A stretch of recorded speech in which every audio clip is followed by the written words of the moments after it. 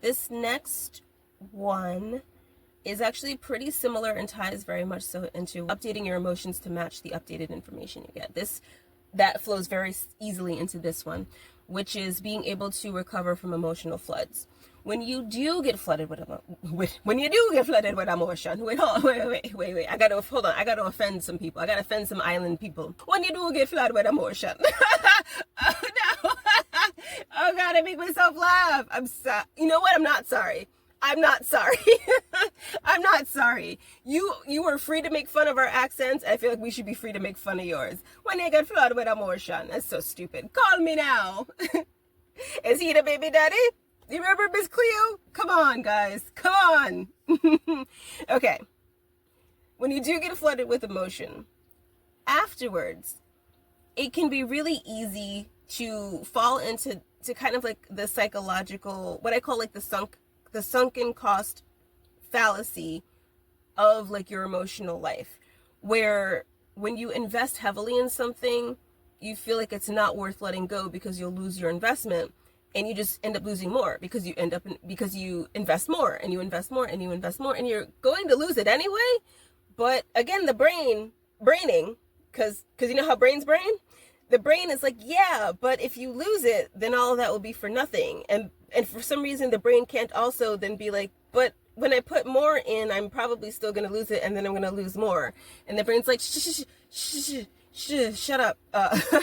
So when you do have an emotional flood, it's important to be able to separate the investment, the time, the energy, the vulnerability you put into being that emotional, to separate that from, but what am I going to lose if I continue to invest all of this stuff into this particular emotion? Is it going to make my life better to continue to invest in this emotion? Is it going to make my life worse?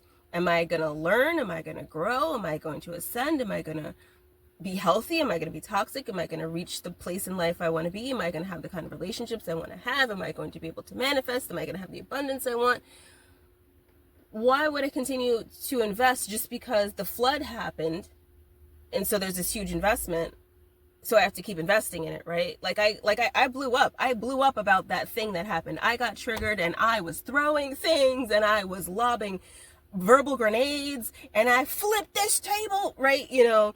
And then you're like, oh shit, I can't give it up. Like, because how much, like, you're already an asshole for doing those things, but how much more of an asshole you're going to be if the next day you're like, so I just want to let you know that, like, I was wrong and I just want you to forgive me and pretend like it never happened. And it's like, how can you, then what was the point of all that? When you do all of that bullshit, the toxic part of the ego goes, well, you're in it now.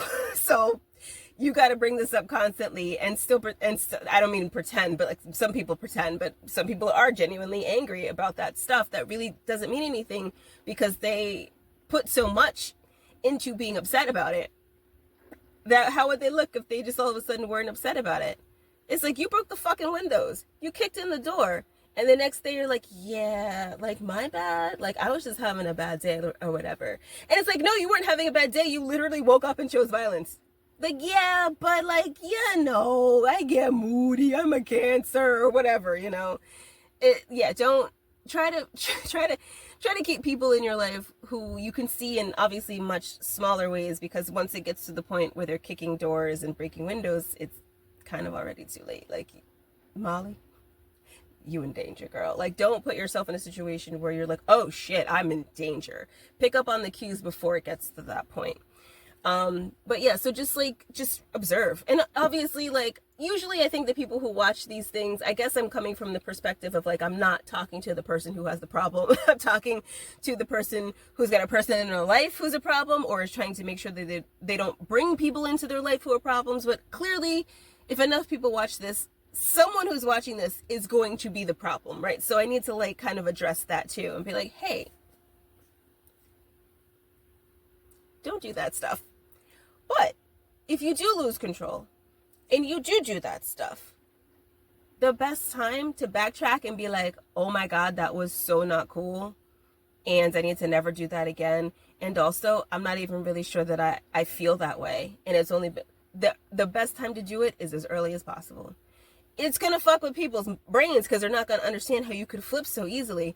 But don't go down the rabbit hole and invest even more and even more and even more into that bullshit just because it's like, well, what, I can't, like, I broke the TV. Like, I gotta stay mad about it for at least 6 months because otherwise I broke the TV for no fucking reason.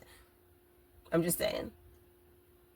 Look at your family, look at your friends, look at yourself. Be like, ooh, yeah, that person, ooh, yeah, they down deep in the rabbit hole. They ain't coming up anytime soon. Okay, just let them be, let them rock, and see if they can climb themselves out of that hole, dig themselves out of that hole and climb up and out of there. I have no idea if anything I said in this episode made any sense to anyone. It made sense when I thought about it. It made sense in black and white on my phone. Once I started talking, I was like, I don't know if this is going to mean anything to anybody. Hopefully it did. Hopefully it did. I'm starting to get parched. So I think I'm going to wrap it up either in the next one or the one after that. Okay, bye.